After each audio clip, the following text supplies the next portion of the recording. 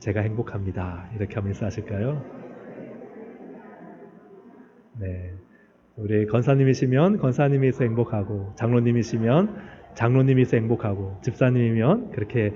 자, 앞뒤로 한 번 더 하셨지만 한 번 더 하시겠습니다. 앞뒤로. 우리 집사님이 계셔서 제가 행복합니다. 우리 청년이 있어서 제가 행복합니다. 네.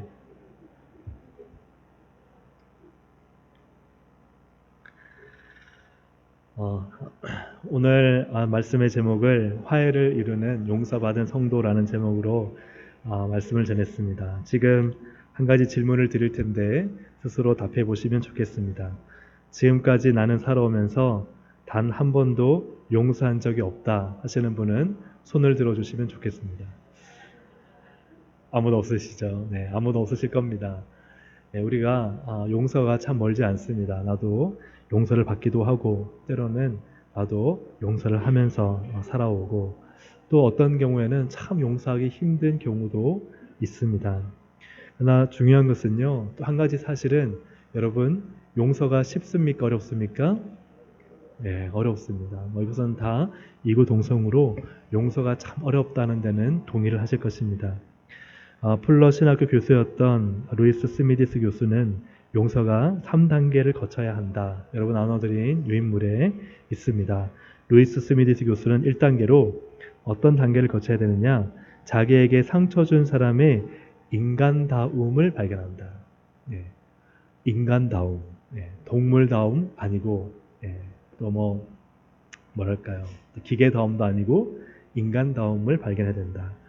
이것은 어떤 의미냐면요, 사람이 어떤 사람으로부터 상처를 받으면요, 내게 상처 준 사람에 대한 이미지를 변형시킨다고 합니다.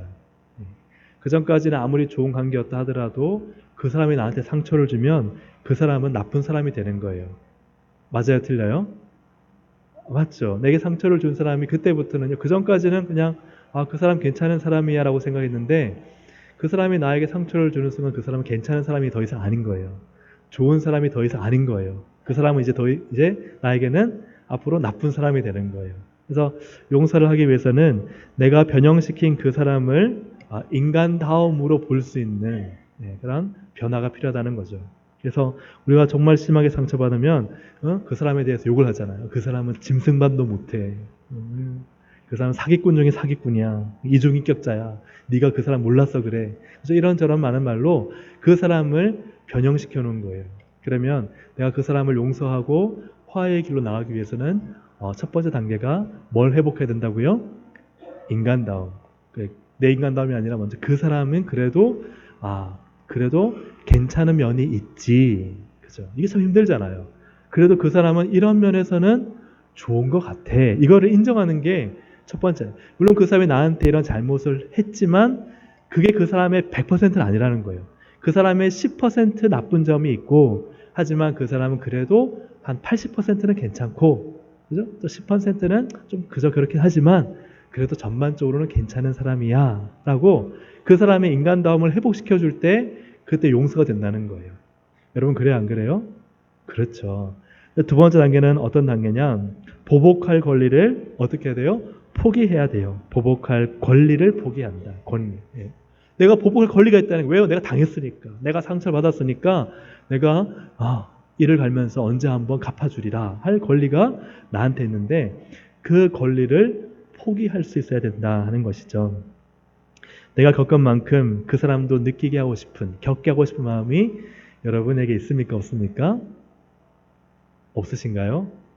저는 있거든요. 다 사람은요 그런 마음이 있어요. 내가 상처받으면 본능상 나도 갚아주고 싶고 아프게 하고 싶은 마음이 우리가 없으면 감사하지만 때로는 적으나 조금 많으나 사실 있는 것이 사실입니다. 근데 용서라는 것은 무엇이냐, 두 손에 꽉 쥐고 있던 이 복수의 권리를 그냥 내려놓는 거예요. 손을 펴서 모래 같으면 모래를 손에 꾹 움켜잡고 있다가 손을 놓으면 어떻게 돼요? 모래가 흘러내리잖아요. 그렇게 내가 보복할 권리를 내려놓는다. 이제 그렇게 되면 3단계로 용서할 사람에 대한 감정을 바꾼다. 감정이 바뀌어진다 그래요. 그래서 혹시 여러분 가운데 내게 참 상처를 줬던 사람 있습니까? 그 사람은 인간 같지도 않고 믿고 만나면은요 진짜 보고서 시작. 누가 말하면은 너 그 사람에 대해 잘못 알고 있다라고 말해주고 싶은 그런 사람이 있습니까? 그러면은 그 사람의 인간다움을 한번 생각해 보세요. 아, 그래도 그분은 참 아이들을 사랑해. 그분은 참 그래도 내가 어려울 때 이런 도움을 줬었지. 그분의 인간다움을 생각해 보면은 차츰 마음이 누그러뜨려지면서 그래, 그 사람이 나한테 그 상처를 줬지만 내가 그 사람에게 갚아줄 마음은 내려놓자. 그러면 내 감정이 싹 풀리면서 용서까지 나갈 수 있다. 이런 단계를 루이스 스미디스 교수님이 이야기를 했습니다. 하지만 이 용서의 3단계를 들었지만 여러분 다시 한번 묻습니다. 용서가 쉽습니까? 어렵습니까? 네. 어렵죠. 오늘 본문은 우리 성도들이 어떻게 용서할 수 있는가를 잘 말씀해주고 있습니다. 32절을 다시 한번 읽어볼까요? 서로 친절하게 하며 불쌍히 여기며 서로 용서하기를 하나님이 그리스도 안에서 너희를 용서하심 같이 하라. 아멘. 그래서 우리가 용서하는데요. 하나님이 누구 안에서요? 그리스도 안에서, 예수님 안에서 용서하셨다. 그것처럼 하라는 거죠. 그래서 우리가 나 스스로는 참 용서하기가 어렵지만 매우 힘들지만 우리는 용서를 해야 되는데 누구 때문에 용서할 수 있느냐? 예수님 때문에 용서할 수 있다. 그래서 예수님을 본받아서 용서할 수 있다라고 말씀하고 있습니다. 예수님의 용서는 어떤 용서인가? 첫째로 완전한 용서입니다. 그래서 예수님의 용서는 어떤 용서요? 완전한 용서입니다. 그래서 마태복음 18장 21절부터 22절까지 보면요. 베드로가 나와서 묻습니다. 같이 한번 읽어볼까요? 그때 베드로가 나와 이르되 주의 형제가 내게 죄를 범하면 몇 번이나 용서하여 주리이까? 7번까지 하오리이까? 예수께서 이르시되 내게 이르노니 7번뿐 아니라 7번을 70번까지라도 할지니라. 70번. 70번이면 70이죠. 그래서 7번을 70번 하면 얼마예요? 490번 하면 되나요? 그래서 우리가 셀 때 내가 한번 용서해서 한 번, 두 번, 세 번, 490번까지 하면 더 이상 용서 못해? 그런 의미가 아니죠. 7은 완전 수기 때문에 이 베드로의 입장에서 7은 굉장히 많은 수예요. 이것을 어떻게 본다면 인간의 수, 할 수 있는 한계라면 이 70번씩 7번의 수는 하나님의 수. 그래서 예수님이 우리에게 성도로서 예수님을 본받아서 용서하는 어떻게 보면 완전히 용서라는 완전수를 의미하고 있습니다. 예수님은 사실 우리의 모든 죄를 다 용서하셨습니다. 그래서 우리에게는 많은 죄악이 있지만 다 예수님이 용서하신 죄고 용서하지 못할 죄는 있어요? 없어요? 없어요. 그래서 죄의 영역이 너무나 많지만 용서의 영역도 예수님은 무한대. 아멘입니까? 사람은요, 이렇게 용서의 영역을 제한시켜 놨잖아요. 이 정도까지는 내가 용서할 수 있어. 이 정도까지는 내가 봐줄 수 있어. 하지만 그 이상이 되면요, 용서하기 힘듭니다. 근데 용서할 수 있는 근거와 이유는 예수님 때문인 줄로 믿습니다. 그래서 예수님이 우리의 죄를 다 용서하셨고 완전한 용서이기 때문에 우리도 예수님을 본받아서 용서를 해야 하고 또 용서를 할 수 있습니다. 말틴 루터가 몹시 쇠약해진 몸으로 침상에 누워 있는데 그때 마귀가 방에 들어왔다고 합니다. 마귀가 책상에 큰 드라마를 펴놨는데 이 마틴 루터가 보니까 자신이 지은 죄가 다 기록되어 있었다 합니다. 굉장히 낙심했어요. 하나님 바로 살고 싶지만은 그러나 자신의 죄악을 보니까 낙심이 되는 거예요. 그런데 마틴 루터가 그 마귀를 향해서 이렇게 말했다고 합니다. 근데 너가 한 가지 잊은 것이 있다. 예수 그리스도의 보혈이 이 모든 죄를 전부 씻어주셨다. 그러자 마귀가 순식간에 도망갔다는 거예요. 그래서 예수님께서 우리의 모든 죄, 과거와 현재와 미래의 모든 죄를 다 용서하신 것이 얼마나 크고 놀라운 은혜입니까? 성도는 그것으로 이기는 건 아니겠습니까? 말씀을 듣다 보면은 책망받을 일이 있고 꾸짖음을 받는 일이 저도 있습니다. 참 부족하고 연약함을 저도 고백합니다. 우리가 다 함께 그런 고백을 하지 않습니까? 하나님 말씀 앞에 서면 내가 하나님께 더 드리고 싶은데 드리지 못하고 더 잘 살고 싶은데 더 잘 살지 못하고 그거는 우리에게 있지만 또 그 가운데 제약된 모습도 있지만 주님은 그 모든 것을 다 용서하셨다. 은혜를 베푸신 주님이신 줄로 믿습니다. 그리고 우리에게 도전하시죠. 더 잘해보자. 더 힘을 내자. 할렐루야. 아멘. 그래서 오늘 오전의 말씀을 들으시면서 하나님이 나에게 주신 도전의 말씀이 있다면 내가 어떻게 하지? 낙심하고 절망하고 난 왜 이럴까? 이렇게 하라고 주신 말씀이 아니라 어떻게 해요? 그래. 더 잘해보자. 하나님께서 내게 이런 소망의 말씀, 도전의 말씀을 주시니 나도 한번 믿음으로 나아가 보자. 하나님이 도와주실 거야. 할렐루야. 예, 이렇게 우리가 하나님 안에서 그분의 은혜의 말씀을 듣고 우리의 신앙과 삶이 더 하나님 기뻐하시는 방향으로 나아가야 할 줄로 믿습니다. 성도 역시도 참 넘어집니다. 넘어지고도 회개합니다. 그럼에도 우리가 참으로 다시 일어서야 될 이유는 예수님께서 우리를 언제나 완전히 용서하시기 때문입니다. 그렇기 때문에 우리는 날마다 회개하며 주님께 나아가야 될 줄로 믿습니다. 또한 주님께서 완전히 용서하셨다는 것이 다 용서했으니까 이제는 내 마음대로 살아도 된다 하는 것은 결코 아닙니다. 그죠? 그래서 그분의 완전한 용서를 경험한 사람은요, 제가 항상 몇 번 말씀드렸던 것처럼 내가 원하는 대로 살지 않습니다. 정말 십자가를 경험한 사람은요, 십자가를 위해 살지 내 욕심과 내 즐거움대로 살지 않죠. 그래서 진짜 하나님의 은혜를 경험한 사람은 그래도 하나님을 위해 살고 싶고 또 주의 몸된 교회를 위해 충성하고 싶고 또 그러지 못하는 자신의 모습을 위해 기도하면서 어떻게든 하나님 나를 부르시면 하나님 제가 여기 있습니다. 저를 써주십시오. 그죠? 그렇게 우리가 마음속에 그런 소망과 믿음을 갖지 않습니까? 그러므로 진짜 완전한 용서, 그 십자가의 은혜를 경험한 사람은 다른 삶을 산다.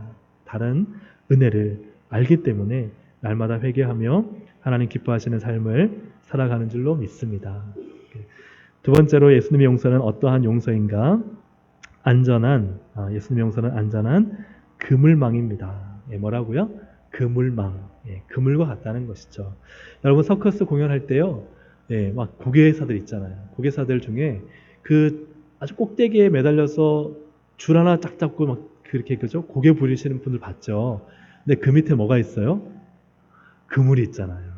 그물망이 있다는 것입니다. 만약에 실수로 한 5m, 10m 높이에 떨어지면요, 아주 큰일 나지 않겠습니까? 하지만 그런 아름다운 고개를 펼치기 위해서 그 생명을 걸고 뛸 때, 그죠? 손을 놓고 다른 또 줄을 잡을 때, 그때 안전한 그물망이 있다. 이처럼 예수님께서 우리를 용서하신다는 것은요, 안전하고 참 우리에게 얼마나 평안한 마음을 주는지 몰라요.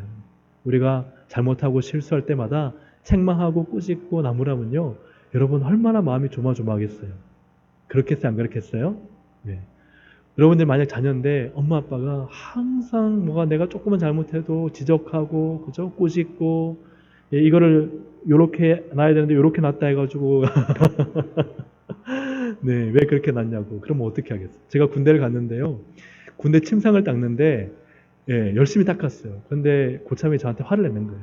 왜 화를 내냐니까 무조건 안쪽에서 바깥으로 닦아야 되는데 제가 막 이렇게 했거든요. 그러니까 안쪽 갔다가 바깥쪽, 그럼 걸레를 들고 다시 안쪽 갔다가 바깥쪽, 이거를 지켜야 되는 게 이게 룰이에요. 안쪽에서 바깥쪽 들고 안쪽에서 바깥쪽, 이렇게 하면 돼야 안 돼요? 어떻게 하세요? 안 되는 거예요.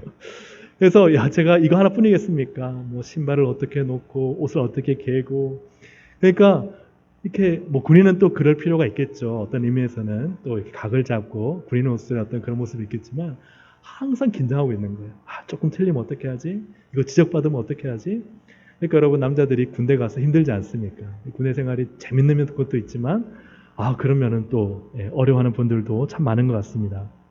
우리가 뭔가 잘못하고 실수할 때 참 어떤 지적이 있고 꾸지람이 있고 또 그것에 대한 이제 보응이나 대가가 있다면 참 그런 곳이 우리 직장이라면 그 직장에 다니기 싫어질 거예요. 그런 것이 학교라면 공부하기가 싫어질 거예요.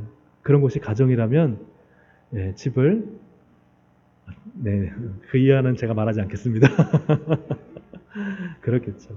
그래도 하나님의 은혜는요, 안전한 그물망 같아서 우리를 때로는 책망하고 건면하고 꾸짖지만 그래도 그분은 항상 우리를 용서하시고 덮으시고 우리가 회개하기만 하면 그냥 안아주시잖아요. 안아주시고 덮어주시고 사랑해주시고 품어주시는 그 사랑의 하나님, 그 하나님이 얼마나 감사하고 귀합니까? 하나님의 오래 참으심이 우리를 참 믿음의 사람 만들어가는 것이죠. 네. 만약에 사람이요, 만약에 하나님 자리에 선다면 아마 교회는 남아 계실 분이 아무도 없을 거예요. 예, 그죠?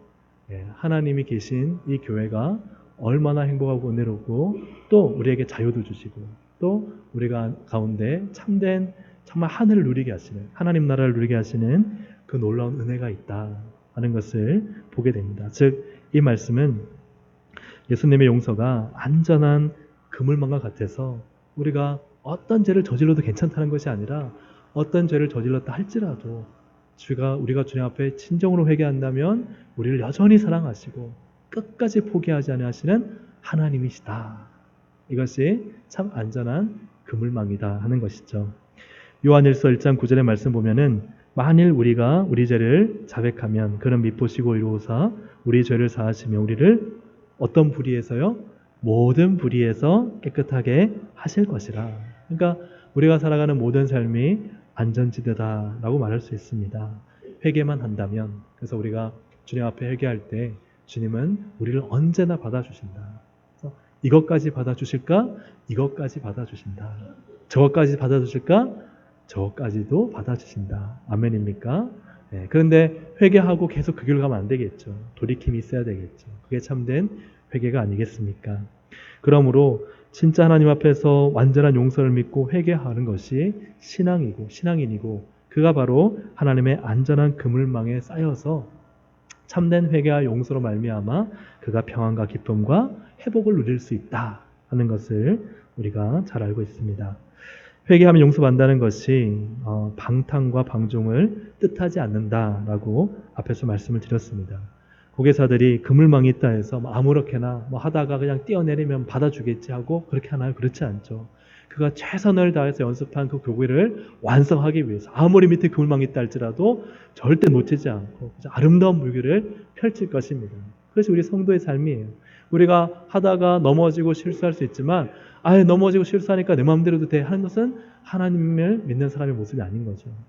그 안전한 그물망은 그물망이고 나는 하나님 안에서 참 멋지고 그런 하나님 주신 은혜에 보답하는 그런 믿음의 삶, 사명의 삶을 살 거야.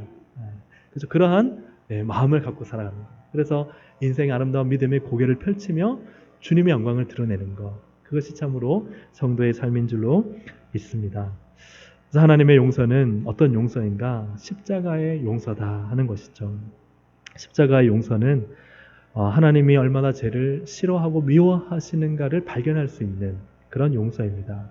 그래서 십자가 용서는 그냥 무조건적인 무제한적인 그리고 무비판적인 그냥 막 퍼주는 그런 용서가 아니라 용서하지만 완전한 용서이지만 그러나 그 아들 예수 그리스도 그 하나님 아버지의 사랑을 경험하게 하여서 그 사랑 안에서 새롭게 시작하고 새로운 마음을 가지고 새로운 도전을 할 수 있는 그 은혜가 십자가에 담겨 있는 거예요. 그래서 진짜 회개하면 삶이 달라질까요? 안 달라질까요? 달라져요. 진짜 회개가 일어나면요, 삶이 달라져요. 진짜 회개하면 성품이 달라질까요? 안 달라질까요? 안 달라지나요? 달라지죠. 달라져요. 진짜 회개하면 하나님께서는 내 성품도 바꾸시고 또 내 삶도 바꾸시고 내 시간 사용, 물질 사용, 생각과 그죠? 사람 만나는 대인관계와 말과 이 모든 것들을 주님은 바꾸신다는 거예요. 왜 우리가 바뀌어지지 않을까요? 참된 회개가 없기 때문이죠. 십자가 앞에서 그 십자가의 그 사랑 앞에 내가 얼마나 죄인인지 그리고 나를 사랑하시는 그 사랑이 얼마나 큰지 그 사랑 안에서 내게 보이시는 하나님의 뜻이 무엇인지를 발견한다면 그러면 하나님 제가 변할게요. 제가 잘못했어요. 그렇게 하면서 우리가 성화되어져 가는 거죠. 성화. 성령 안에서 우리가 그렇게 십자가를 발견해야 성령 안에서 성화가 되어져 가는 것입니다. 이 은혜가 우리 모두에게 넘치기를 간절히 소망합니다. 그래서 참된 회개와 용서는 안전한 그물망이고 그 그물망에서 우리는 내 마음껏 방종하고 방탕하는 것이 아니라 더 십자가를 닮아가고 십자가의 사람이 되라고 우리에게 은혜를 베푸시는 것이다. 그래서 예수님의 용서는 완전한 용서이면서 그물망이다. 안전한 그물망이다. 이렇게 표현을 했습니다. 자, 그렇다면 이처럼 하나님의 완전한 용서를 경험한 성도가 어떤 삶을 살아가야 할까? 그것은 용서하는 삶을 살아가야 하겠죠. 3번에 예수님의 용서를 경험하면 용서하는 삶을 삽니다. 에베소서 4장 30절에 보면 에베소 교회 성도들이 하나님의 성령을 근심하게 했던 것 같습니다. 그래서 에베소 4장 30절에 하나님의 무엇을 근심하게 하지 말라 그랬을까요? 성령을, 하나님의 성령을 근심하게 하지 말라. 그 안에서 너희가 구원의 날까지 인치심을 받았다 말씀합니다. 그렇다면 무엇이 성령을 근심하게 하는 것인지가 궁금하잖아요. 우리가 어떻게 하면 성령이 근심하실까? 바로 30절 앞에 있는 말씀입니다. 다 볼 수는 없고 25절부터 29절 한번 보시겠습니다. 25절부터 29절 보시면 그런즉 무엇을 버려야 할까요? 거짓을 버리고. 그러니까 이 말은요. 에베소 성도들이 거짓말 하고 있다는 거예요? 안 하고 있다는 거예요? 하고 있다는 거죠. 거짓을 버릴 일이 없으면 거짓을 버리라는 말을 굳이 할 필요가 없잖아요. 그러니까 이 서신서를 볼 때는 거꾸로 한번 생각해 보면 됩니다. 너희가 다투지 말라. 그러면 다투고 있다는 거예요? 다투지 않고 있다는 거예요? 다투고 있다는 거죠. 이런 것들을 조금 이렇게 거꾸로 뒤집어 보면은 이 교회 상황이 어땠는지, 그래서 왜 바울이 이 이야기를 했는지를 우리가 잘 알 수 있습니다. 에베소 교회를 향해서 말씀하실 때 그런즉 거짓을 버리고 각각 그 이웃과 더불어 무엇을 말하라고요? 참된 것을 말하라. 이는 우리가 서로 지체가 됨이라. 26절에 보니까요. 분을 내어도 죄를 짓지 말며 해가 지도록 분을 품지 말라. 사실은 우리가 살다 보면 거룩한 분노를 할 때도 있지만 때로는 사사로운 감정으로 분노가 일어날 때가 있어요, 없어요? 있죠. 사람이기 때문에 없으면 좋겠지만 있을 때가 있습니다. 그럴 때는요. 죄까지는 나가지 말라는 거예요. 죄까지 나가지 말고 해가 지나면요. 그 분을 버리라는 거예요. 버리라. 그리고 27절에 마귀에게 틈을 주지 말라. 28절에 도둑질하는 자는 다시 도둑질하지 말고 돌이켜 가난한 자에게 구제할 수 있도록 자기 손으로 수고하여 선한 일을 하더라. 그러니까 이 말은요. 도둑질하면서 수고는 안 하는 거예요. 그러니까 에베소 성도들이 좀 게을렀던 것 같아요. 게을른 것뿐만 아니라 일 안 하고 그냥 도둑질로 먹고 사는 그런 사람들도 있었던 것 같아요. 그래서 29절에 무릇 더러운 말은 너희 입 밖에도 내지 말고 오직 덕을 세우는 데 소용되는 어떤 말요? 선한 말을 하라. 선한 말을 하여 듣는 자들에게 은혜를 끼치라. 그러니까 성령을 근심하는 게 뭐예요? 첫 번째는 교회 공동체 안에 있는 거짓말. 이것이 성령을 근심하게 하고, 또 두 번째로는 분을 내는데 죄까지 나가는 거예요. 해코지를 한다거나 복수를 한다거나 그런 걸 하는 거겠죠. 그리고 더 사람의 마음을 아프게 하는 그런 거겠죠. 분을 품지 말고. 그리고 마귀에게 틈을 주지 않고, 또 28절에 보면은 도둑질하는 거겠죠. 그리고 자기 손으로 수고하지 않는 거겠죠. 그죠? 그러한 구제하지 않는 거, 이런 모든 것들이 포함되지 않겠습니까? 그리고 29절에서는 말을 잘못하는 거겠죠. 음란한 말이라든가 폐역한 말이라든가 덕되지 못한 말이라든지 악한 말이라든지 이런 말로 해서 이 말이 은혜를 끼치지 못하게 하는 거예요. 그래서 교회 안에서의 선한 말은 어떤 말일까요? 은혜를 끼치는 말. 이것이 선한 말입니다. 예쁘게만 말하는 것이 아니라 덕을 끼치는 말을 하라 하는 것이죠. 그래서 우리의 입술이 덕을 끼치는 입술이 되어야 할 줄로 믿습니다. 수녀 네 분이 따뜻한 봄날에 이야기꽃을 피웠다고 합니다. 따뜻한 봄날에, 지금 우리 이제 곧 겨울에 접어들지만 한번 봄날을 한번 생각해 보시기 바랍니다. 새들이 지저귀고 햇살이 따가운데, 그죠? 나무 그늘 밑에서 이제 수녀 네 분이 이렇게 제잘제잘 재미있는 얘기를 하는 거예요. 근데 이제 얘기를 하다 보니까요, 마음이 열린 거예요, 한 분이. 그래서 한 수녀가 마음이 열려서 진짜 마음속 깊은 곳에 꺼내뒀던 자기 얘기를 하는 거예요. 저는 요즘 걱정이 하나 있어요. 지금 말하지 않으면 평생 말 못할 것 같아요. 이건 꼭 비밀입니다. 저는 사실 남자와 사랑에 빠지게 되었어요. 그런데 그 남자는 유부남이에요. 저 때문에 이혼까지 한다 그래요. 하고 한 수녀가 이 이야기를 꺼내놓자 얼마나 큰 고백이에요. 그래서 그렇게 큰 비밀까지 얘기하다니 하니까 한 수녀가 또 마음이 열려서 얘기를 하는 거예요. 사실 나도 비밀이 있어요. 나는 지금 도박에 빠져서 헤어나오지 못하고 있어요. 하고 이렇게 또 정말 어려운 비밀을 꺼내는 거예요. 그 다른 수녀 한 분이 또 말하는 거예요. 한숨을 푹 내쉬면서 저는 그래요. 저도 말할게요. 사실 저는 알코올 중독자예요. 밤마다 술 없으면 잠을 못 자요. 이렇게 세 명의 수녀가 다 차례대로 얘기를 꺼내니까 이제 누구 남았어요? 한 사람 남았잖아요. 이 한 수녀가 비밀을 말할 때 됐는데 다들 이제 다 눈으로 보고 우리도 말했으니 너도 뭐가 있지 않겠느냐 하고 길을 쫑긋 세우고 있는데 이 수녀가 아우 저는 못한다고 저는 말할 수 없다고 한사코 이렇게 말 못하겠다는 거예요. 그러자 이 세 명의 수녀가 아니라고 우리 죽을 때까지 비밀로 할 테니까 꼭 이야기를 해달라고 우리도 들어주겠다고 얼마나 답답하냐 정말 내가 말하고 나니까 너무너무 시원하다 지금 말하세요 하고 이렇게 말할 기회를 주니까 이 마지막 수녀가 힘을 얻어서 이제 비밀을 털어놓습니다. 실은 저는 남의 비밀을 알게 되면 비밀을 떠벌려야지 참고는 못 견디는 사람이에요. 이것은 정말 고칠 수가 없어요. 이 입이 방정이에요. 네, 그리고 이 세 명의 수녀의 비밀은 어떻게 되었을까요? 네.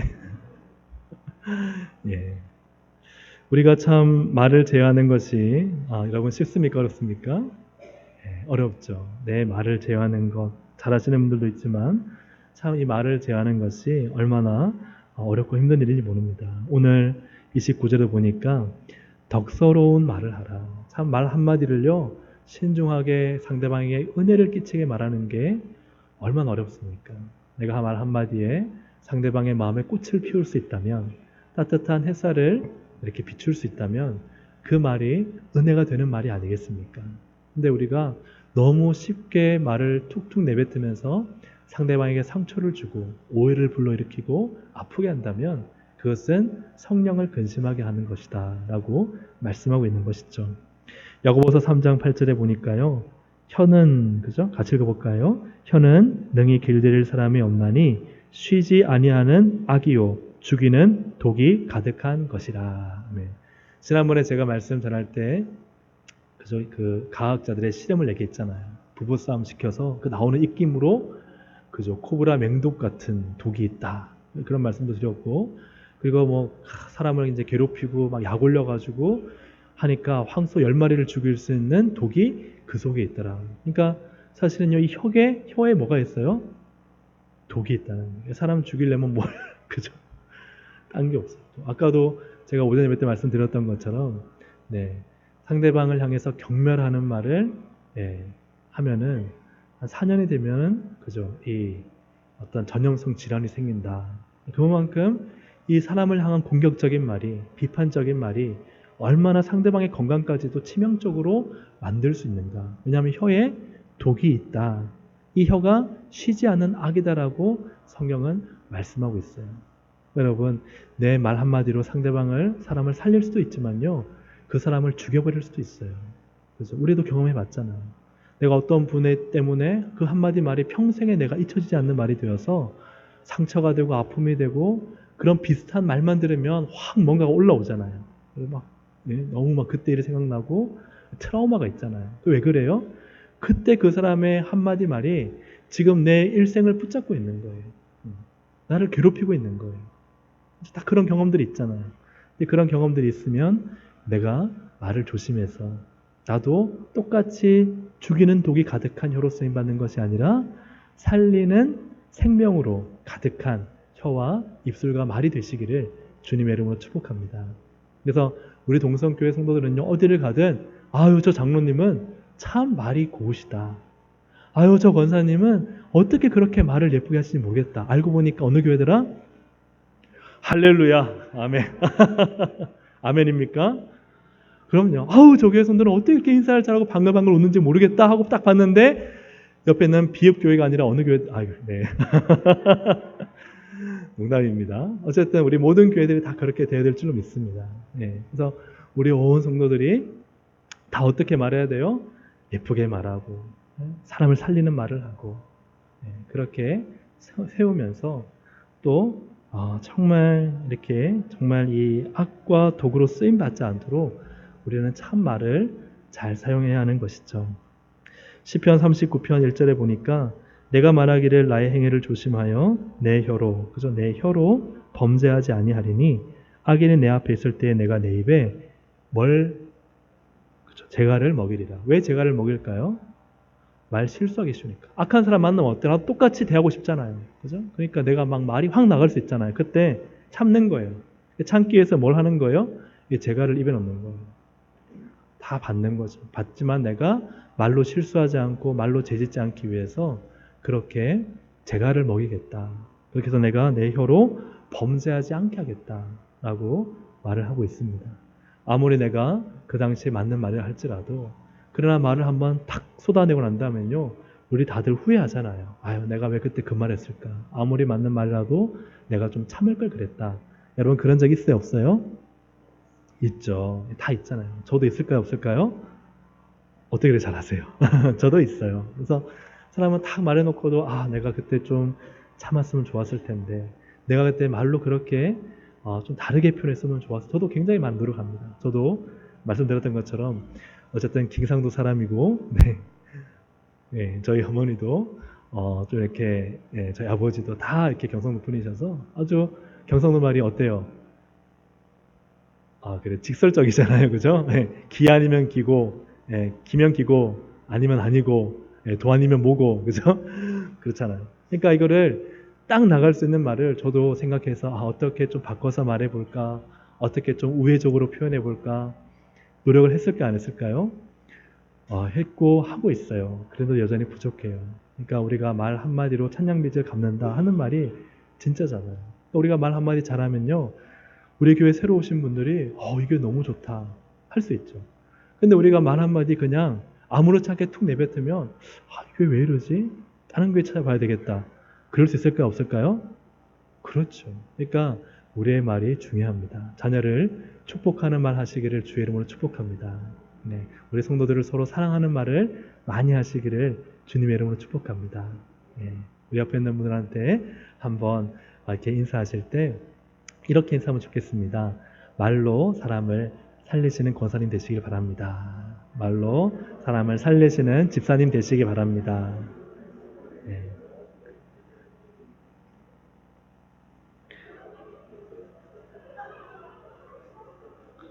뭘 하셨어요? 그런 생각을 해봤어요. 여러분, 머리가요, 모든 몸을 다 지배하잖아요. 머리가 하는 대로. 사실은 갑자기 뭔가 일이 생겼을 때 내가 반사신경을 일으켜서 피하거나 이렇게 하는 것도 어디서 작용하는 거예요? 머리에서 하는 거잖아요. 그러니까 이 뇌가 모든 몸을 지배하는데 사실은 머리도 지배하지 못하는 육신의 한 기관이 있어요. 그게 뭘까요? 혀예요. 네, 그렇죠. 여러분 말할 때요, 머리로 하는 것 같지만 실제로는 혀가 먼저 나가잖아요. 그래서 혀가 먼저 습관적으로 나가잖아요. 딱 나오고 나서 머리로 생각하잖아요. 아, 맞아. 내가 왜 이 말을 했지? 그러니까요, 머리를 이기는 것이 있다면 그게 뭐예요? 혀인 거예요, 혀. 그래서 참 이 혀가 얼마나 강한가 하는 것을 보게 됩니다. 그러므로 우리 교회 공동체가 성령 하나님을 근심하게 하지 않기 위해서는 우리가 진실을 참된 것을 말하고 분을 내지 않아야 되고, 또 혹여나 우리의 마음이 거룩한 분노가 일어났다 할지라도 그것을 죄로 드러내지 않아야 하고, 도둑질하지 않아야 되고, 게으르지 않아야 하고, 우리의 말을 조심하고 유의해야 할 줄 압니다. 이렇게 성령이 근심하실 때 어떻게 해야 되는지 대해서 31절과 32절이 말씀하고 있습니다. 우리 31절 말씀을 함께 읽어볼까요? 너희는 모든 악독과 노함과 분냄과 떠드는 것과 비방하는 것을 모든 악의와 함께 버리고, 그래서 여기는 버리고입니다. 먼저 버려야 해요. 우리가 앞에 있는 성령을 근심하게 하는 것을 어떻게 한다고요? 버려라 하는 것이죠. 버리고 나서 버리는 것만 끝날까? 그렇지 않죠. 오늘 본 말씀인 32절 첫 번째로 서로 어떻게 해요? 친절하게 하라. 그래서 친절하게 하는 거 앞에 말씀드렸잖아요. 서로 말을 예쁘게 하고 방긋방긋 웃으시고, 그리고 인사도 서로 먼저 하시고, 그러면 그분이 나한테 친절하다는 거 알아요, 몰라요? 알죠. 제가 여러분 만났는데 집사님 만났어요. 가만히 있으면 여러분들이 친절하게 느끼세요? 아니면 불친절하게 느끼세요? 그렇죠. 불친절하게 느끼시죠. 근데 제가 우리 집사님 권사 만나면서 집사님 안녕하세요. 잘 지내셨어요? 한주는 어떻게 지내셨어요? 식사하셨어요? 그러면 여러분들 친절하다 느끼세요? 불친절하다 느끼세요? 그렇죠. 그러니까 우리가 앞에 있는 분 만나면은 친절하게 대하시기를 주님의 이름으로 축복합니다. 예. 친절하게 먼저 인사하시고 웃어주시고 손 한번 잡아주시고 그리고 좋은 말을 나누는 것이 서로 친절히 대하는 것입니다. 두 번째는요, 불쌍히 여기라 하는 것은요, 앞에 말씀드렸던 것처럼 그 사람도 인간이라는 거예요. 연약한 사람이다.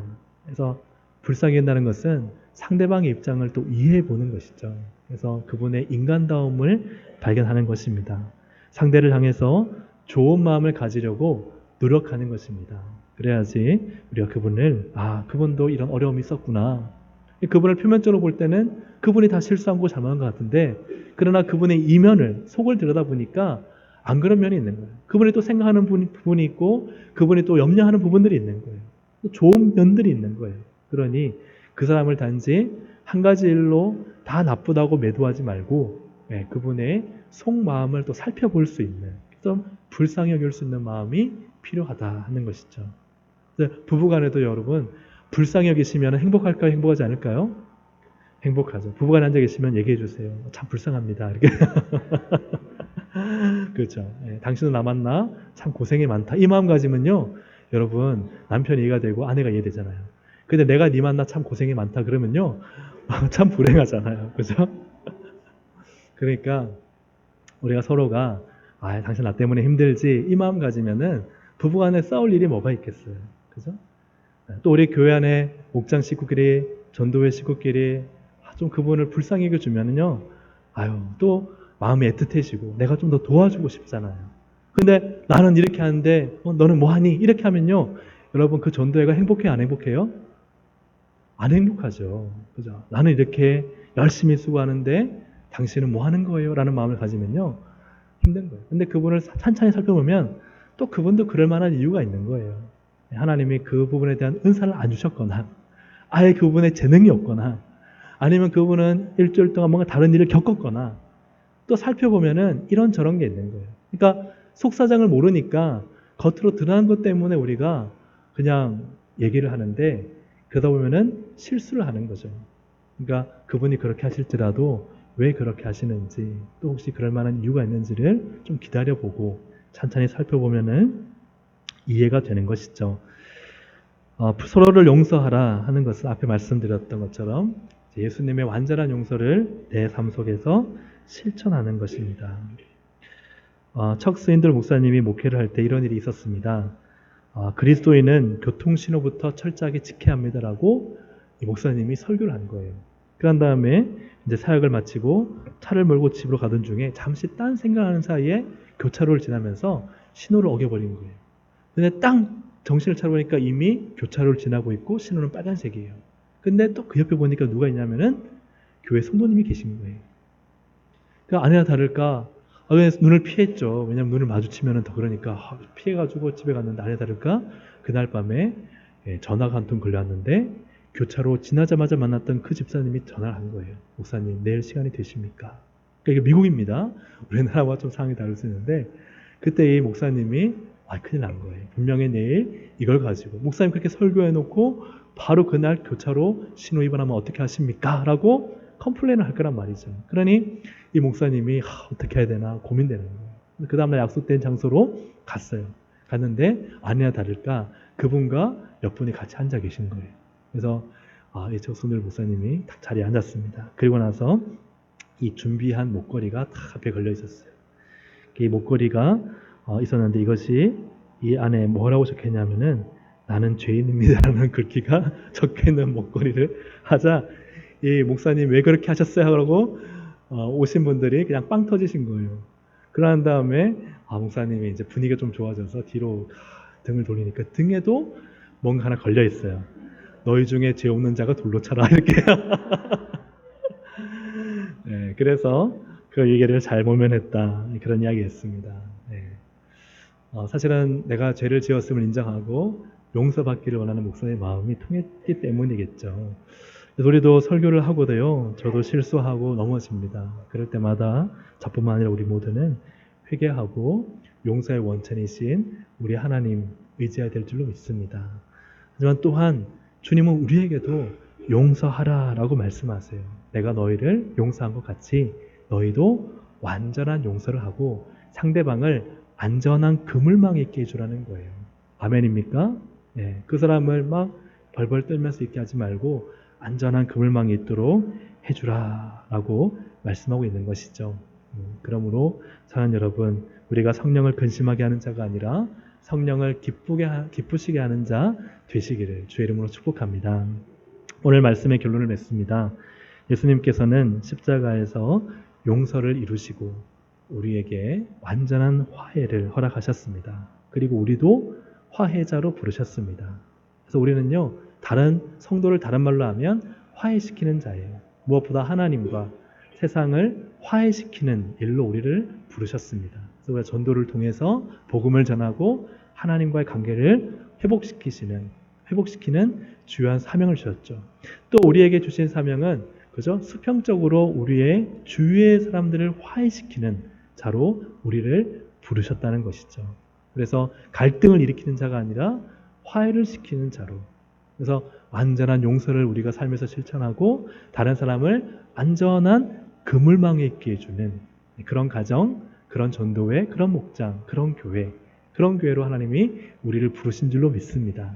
그러면 우리 동성교회 성도님들이 가는 곳마다 평안함을 누리고 뭔가 갈등이 해결되고 그리고 또 가정이 더 안전해지고 자녀들이 집을 나갔다가 여러 가지 일을 하고 공부한다 하면은 빨리 집에 들어오고 싶어지는 그런 가정을 또 그런 교회를 우리가 함께 만들어가기를 소망합니다.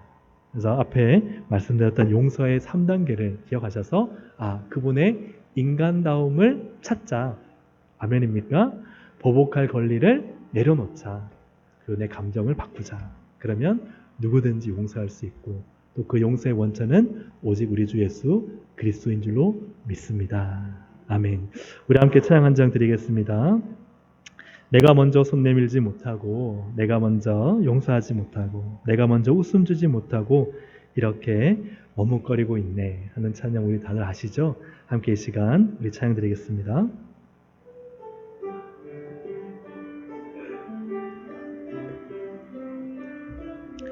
옆에 손을 잡으실 수 있으면 양옆으로 또 우리 집사님, 권사님 손잡고 찬양 드리겠습니다. 내가 먼저 손 내밀지 못하고 내가 먼저 용서하지 못하고 내가 먼저 웃음 주지 못하고 이렇게 머뭇거리고 있네. 내가 먼저 손 내밀길 원했고 그가 먼저 용서하길 원했고 그가 먼저 웃음 주길 원했네. 나는 어찌 된 사람인가? 오 간교한 나의 입술이여 오 옹졸한 나의 마음이여 왜 나의 입은 사랑을 말하면서 왜 나의 마음은 화해를 말하면서 왜 내가 먼저 져줄 수 없는가? 왜 내가 먼저 손해볼 수 없는가? 오늘 나는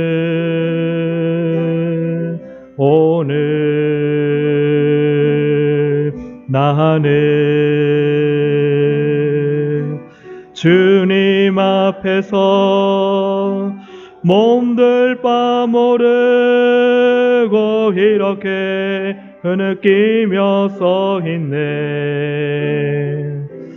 어찌할 수 없는 이 맘을 주님께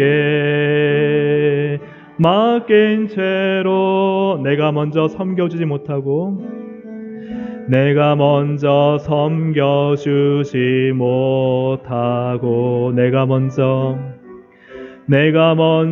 이해하지 못하고 내가 먼저 높여주지 못하고 이렇게 고집 부리고 있네. 그가 먼저 섬겨주길 원했고 그가 먼저 이해하길 원했고 그가 먼저 높여주길 원했네. 나는 어찌 된 사람인가. 오 추악한 나의 욕심이여, 오 서글픈 나의 자존심이여, 왜 나의 힘은 사랑을 말하면서 왜 나의 마음은 화해를 말하면서 왜 내가 먼저 져줄 수 없는가. 왜 내가 먼저 손해볼 수 없는가. 오늘